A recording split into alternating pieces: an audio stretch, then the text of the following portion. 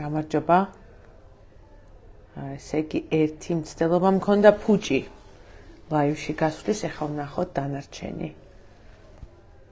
გამარჯობა, თუ ხედავთ, გესმით, მომწერეთ თუ შეიძლება.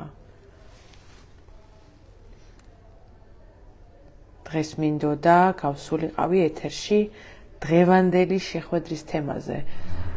დღეს დილას მქონდა შეხვედრა და ამაზე მინდოდა მელაპარაკა.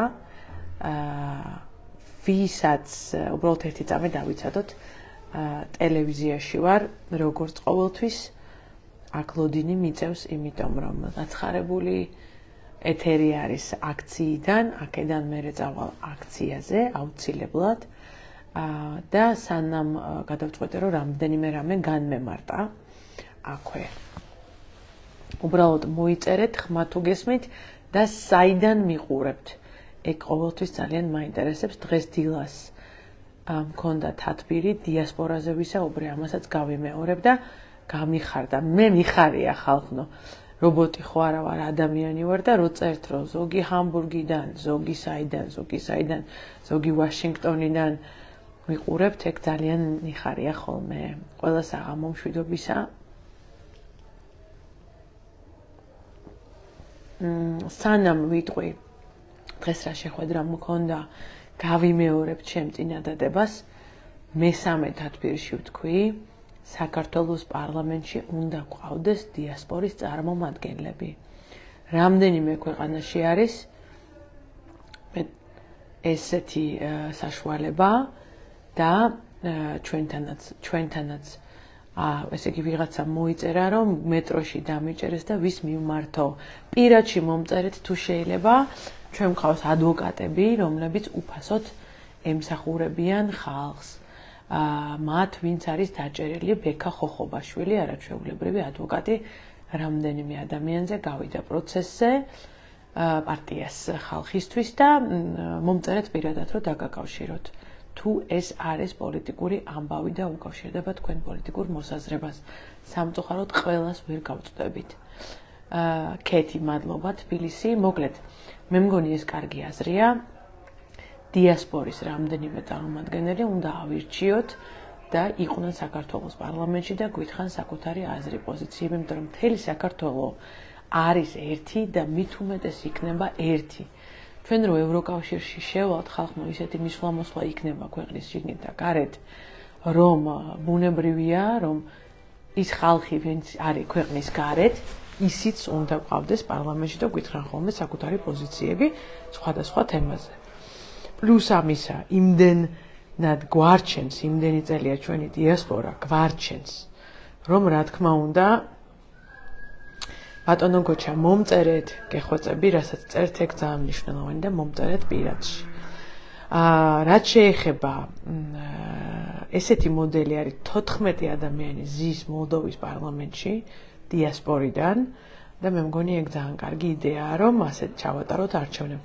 მომავალი არჩევნები იქნება ახალი არჩევნები, რომელსაც ვითხოვთ, რა თქმა უნდა, ცოტა გაურკვეველი, მაგრამ ანუ იქნება ვერ მოხდება ბევრი რეფორმის გატარება მაგ დროს, ეს იქნება ოცნების გაცილების არჩევნები, მაგრამ გარდა ამისა სისტემა ხო უნდა დავალაგოთ. ეხლა დღეს რაზე შეხვედრა მქონდა, დილას ვიყავი ევროკავშირის ელჩთან საქართველოში, პაվել ჰერჩინსკთან. ბევრ რამეზე ვისაუბრეთ, თანამშრომლობაზე, ოცნებას, იზოლაციაზე, ასევე ჩვენ რას ვაკეთებთ, მაგრამ თავარი არის, რომ მე მივმართე, ეხლავე, რომ მე მივმართე, მომაკითხეს. მივმართე ფინანსური დახმარება აღმოუჩინოს საქართველოს. გვჭირდება, ბევრად დიდი მხარდაჭერა გვჭირდება. გვჭირდება მილიარდიანი პაკეტი მაინც. იმისთვის, რომ ჩვენი ხალხი აეხლა გადარჩეს. იქნება სერიოზული გაჭირვება ქართული ოცნების იზოლაციონიზმის გამო და ამ ფულის ჩასხმა აუცილებელი იქნება განსაკუთრებით იმ ხალხში, ვისაც ყველაზე მეტად აქვს ეს ტვირთი. ეს არის ტელევიზიები, მედია, ერთ-ერთში ვარ ეხლა აქ და მადლობის მეტი რამე თქვის ამ ხალხზე. ეს არის თეატრები, ეს არის პროფესიული კავშირები, ეს არის შემოქმედებითი საზოგადოებები, ის ხალხი, რომელიც ქუჩაშია და იფიცება, ის ხალხი, ხო იცით თქვენ ახლა როგორ ამის ფასი ხდის თვითონ კი, მეც ვიხდი სხვათა შორის კიდევ ერთხელ ვიმეორებ, კი ვარ პარლამენტის წევრი, თქვენი ხმებით, თქვენ მე ამირჩიეთ პარლამენტში, მაგრამ იმიტომ რომ ავრცნობთ ამ პარლამენტს, მე ხელფას ბუნებრივი არ ვიღებ და მადლობა ღმერთს, მაქვს საშუალება ისე ვიყო, თავი შევინარჩუნო, ლექციები მაქვს, კონტრაქტები მაქვს მთელ მსოფლიოში და ასე შემდეგ. მაგრამ მილიარდიანი პაკეტი მაინც უნდა წამოვიდეს ჩვენთან, ეს დახმარება უნდა ვთხოვე დღეს მე ევროკავშირის ელჩს და ასევე უნდა ვთხოვოთ აშშ-ს.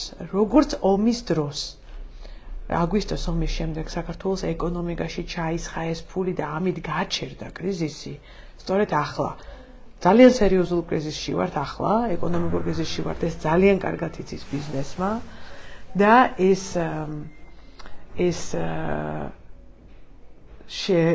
მხარდაჭერა ჩვენ აუცილებლად გვჭირდება. აი ამაზე მქონდა დღეს ევროკავშირის ელჩთან საუბარი. სულ ამის თქმა მინდოდა, დანარჩენი ხვალ. მადლობა ყურადღებისთვის. თუ მოგწონვარ და გიყვარვართ და მხარს გვიჭერთ, რაც მთავარია და გაინტერესებთ, გააზიარეთ ეს ლაივი, გეხვეწებით და ან საჯაროდ, ან ისე, რომ ხმა მივიტანოთ ხალხამდე. აბა დროებით.